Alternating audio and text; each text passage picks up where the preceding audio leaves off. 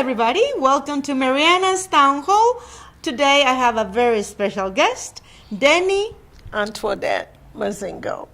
A lot to share, a lot to hear. Welcome. Thank you very much for having me. I appreciate it, Mariana. She will tell us and respond a lot of questions that I know you have, like me, about where are we going and what our politics are doing for us, for our community, and for our cities.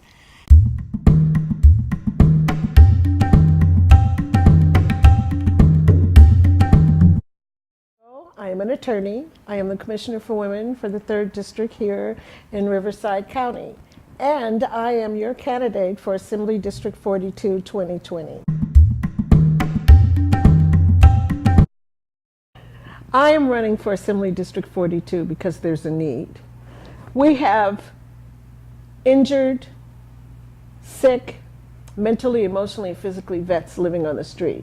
These were the people that were willing to give up their life for our freedoms. We have single mothers living in their cars with their children that are unable to go to school because they have no address, simply because they cannot afford housing, medical, and we desperately need affordable housing for this area, and I'm here to fight for that. Our senior women is the #1 group of people living on the street today. And you want to know why? Because of pay equity. They don't have the amount of money that is necessary to survive out here, let alone a husband and wife that are seniors that have to make a decision every month on what life necessities they can afford. But you have these women, when they lose their partner, they have nowhere to go.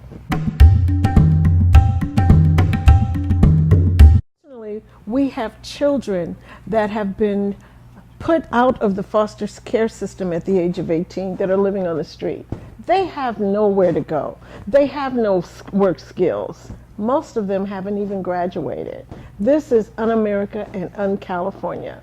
This district that we live in, District AD 42, has had a large, vast change in demographics over the last 5 to 10 years.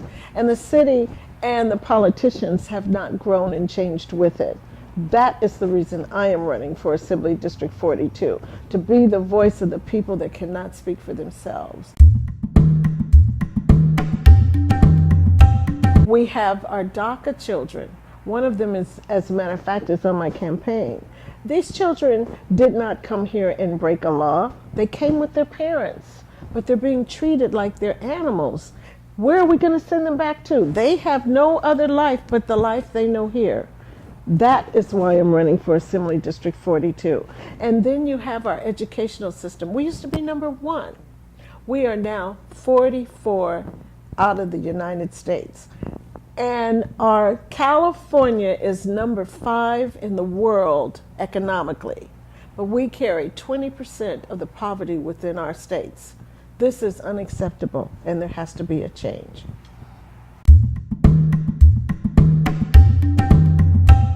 This is Dennis Fletcher. I'm a reporter for the Valley Chronicle here in Hemet, San Jacinto.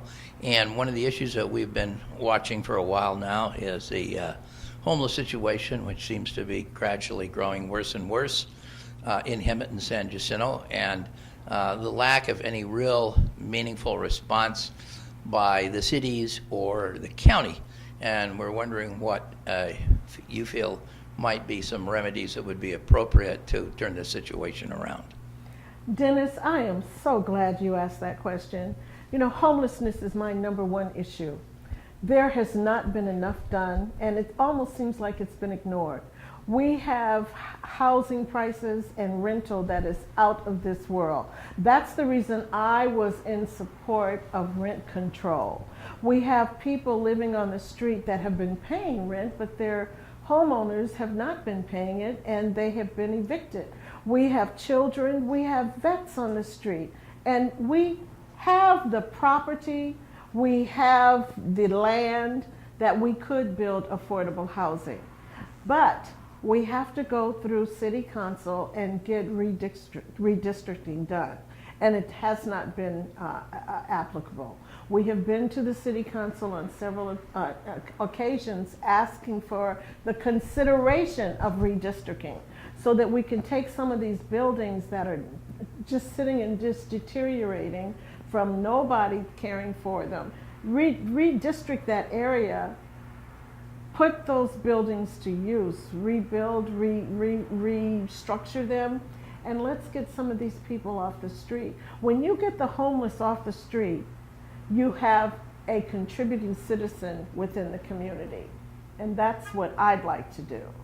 In other words, I'd like to have us repurpose these buildings, these commercial buildings, and these homes, and put our people into them. All we have to do is just bring in a couple of 501c3 contractors and get these buildings back up to code. My name is Sylvia Carrillo. I'm a Democratic activist, local organizer, and my question is, do you support Gavin Newsom and Kamala Harris of California in defunding hate by defunding ICE and their militarization of the border to separate children from their families? I do agree with Governor Newsom and Senator Harris.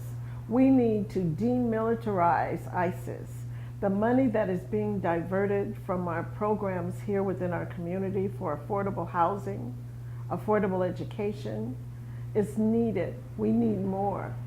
Also, we need to have reformed immigration. And I really want you to know, it is not against the law to seek asylum. Everyone here has a forefather or mother that has done the same thing. This is what our nation is built on, and California is number one. This is Judy, a Hemet resident. What do you see this area becoming in the next 5 to 10 years? Thank you, Judy, and I'm glad you asked that question. I see Hemet becoming a very important area for California, in the southern part of California, I should say. And the reason that I do, we are right in the middle between Las Vegas, Palm Springs, Temecula, the wine country, and we have Ramona. We have the Ramona Bowl here. Ramona, by the way, is the official California play. And I see us developing with businesses, with hotels and sleeping places, and being, like I said, the passport between Palm Springs and going south down to Temecula and San Diego. It's going to take a lot of work. We have the diverseness here that everybody would love to have, the different cultures, the different ethnicities, and we need to grow on that.